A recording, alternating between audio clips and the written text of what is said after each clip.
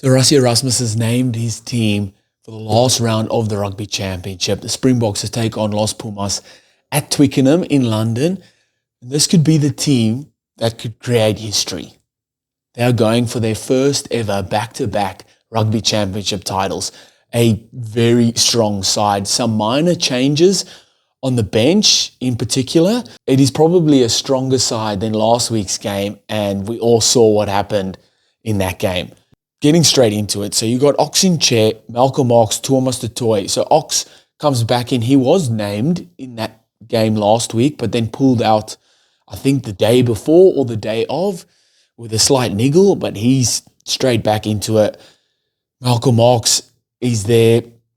Really good last week. Yes, gave away that more penalty try, but Rassie's gone with consistency here, and you're going over the past 3 games where Wellington, All Blacks in Wellington, and then Los Pumas in Durban, and Los Pumas now again in Twickenham, and he's made minor changes throughout that whole time. He's kept it really consistent.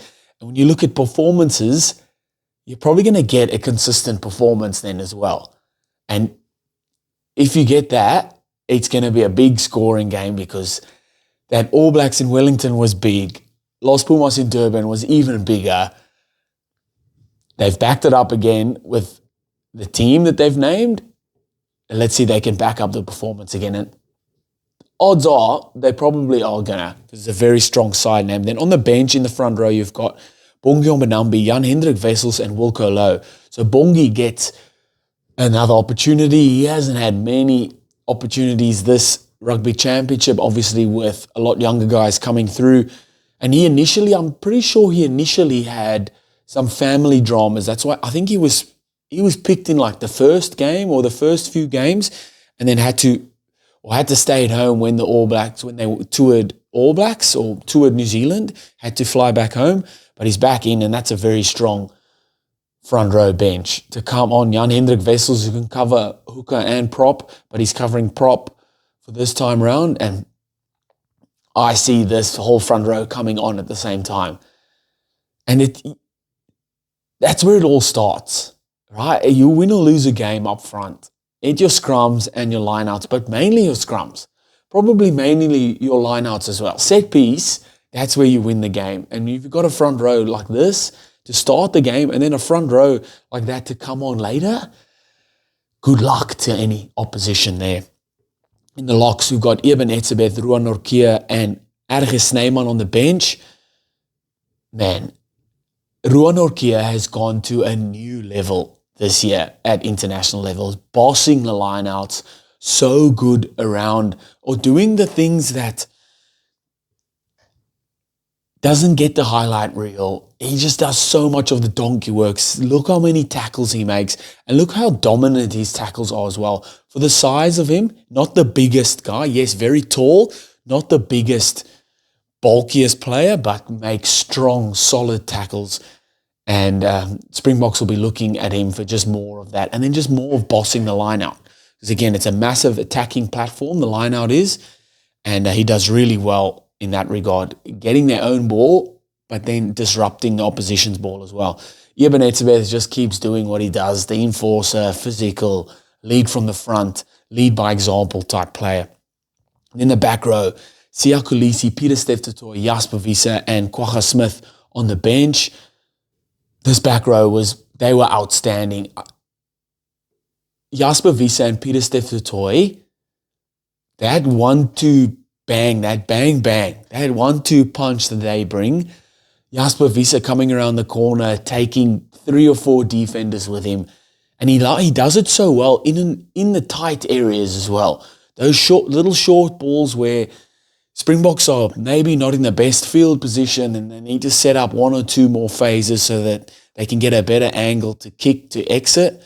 Jasper Wiese does those tight carries so well. Even from a standing start, will get the ball, still throw 4 or 5 defenders off. And then Peter Steph-Totoy just keeps going. He just keeps going. Does so well down the edges of the field. Strong ball carriers down that side. Defensively makes 1,000 tackles. It's just always there. And that's why he ends up scoring tries as well, because he's always running those support lines, always the first or second one to be at the breakdown. And that puts him in a good position to then round off a try or be an option to score the try. And then Siya Kolisi, what those two guys, Jasper Wiese and Peter Steph-Toy, have allowed for Siya Kolisi to do what he's good at, and that's be physical, not worry too much about the other things, but also carry the ball well, be an option for the back line out the back, and then just to be physical as well, because that's when Siya Kolisi he's playing well, he's being physical, he's leading from the front, and he does that because he does that only for 50 minutes, maybe 60 minutes, and then Kwagga Smith comes on, and you know what he brings. That energy in the back end of the game is so important, and he brings that really well. I think RG Snyman has been bringing that energy really well as well, coming on whenever he does, makes the big strong ball carries, gets the offload through, just another dynamic, another big body as well running at the defensive line. Then 9 and 10, Kobus Reinach, Sasha Feinberg, and Nguma Zulu. We've got Grant Williams and Manie Lebok on the bench. Grant Williams obviously coming in, Morne van den Berg not playing in this game. Kobus Reinach, Sasha Feinberg, they were really, really good on the weekend. I won't say not overplaying their hand, like Sasha scored 37 points, but I don't think he was overplaying his hand. He had his cross kicks, his option taking was really good. Backing up a performance like that is near impossible because he broke a record, like 3 tries, kicked 10 out of 11. You want consistency. So even if he has 80% of that game from last week, everyone will be happy. Then you've got guys like Manie Lebok who came on in that game last week and played outstandingly. His option taking was elite. He didn't overplay his hand. His kicks were really good. That try that he scored, the solo effort, the step, chip over the top, that was outstanding. So look, they're probably going to give him a bit more minutes and they might move, or they might just straight swap him, Sasha for Manie Lebok, but I'd like to see that. And then Grant Williams to come on later as well, fast in and around the rucks. He could come on at wing if needed, because Kobus Reinach has been playing really good rugby. Then in the centres, they kept it again. Damien Dallander, Kane and Moody going from here, like just getting better each time. Look at his defensive reads. At 13, defense it's really hard, okay? You've got your 13 to defend. You've got the winger to defend. You've got the blind winger that comes around the corner. And then you've got the fullback that enters the line. And Kane and Moody's defensive reads, he knows when to shoot out, makes those strong one-on-one or ball and all tackles, or knows when to hang back.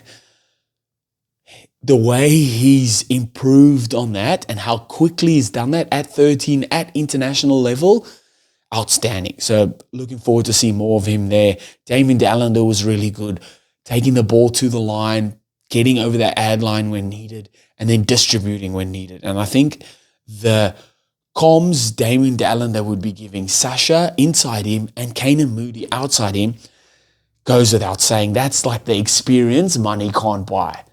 And that would be instrumental for both of those guys' growth. So great to see Dukes, great to see Damien Dallander still getting that 12 jumper there. In the back 3, Ethan Hooker, Cheslin Colby, Damian Willemse.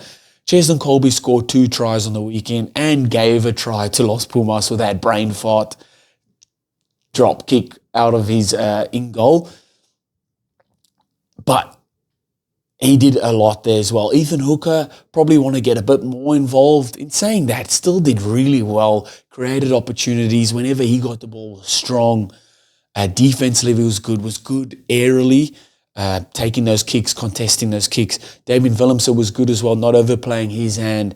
Probably didn't get a lot of opportunities to run the ball last week, but I'm sure they will be backing themselves to do it again this week. Then you've got Jesse Creel on the bench, who can cover centre, probably cover wing as well, can cover fullback, we know he can. So it'll be interesting to see where Rassie uses him in this game or off the bench. Man, it's a strong team. Like I said, consistently picking the same guys from All Blacks game in Wellington, Los Pumas game in Durban, and now Los Pumas at Twickenham, and seeing the results of how that played out the previous 2 games, you can only say it's going to be the same thing again this weekend. A similar result, like high try scoring, beautiful running rugby, precision, physical, ruthless on defense, clinical with ball in hand or when they get opportunities to score points. So that's the only result I can see happening here. Springboks to win, and to win comfortably, and to create history. Back-to-back Rugby Championship titles for the first time ever. What do you guys think of the team? What changes do you like? There's not many changes. Do you like the changes on the bench? What changes would you have liked to see?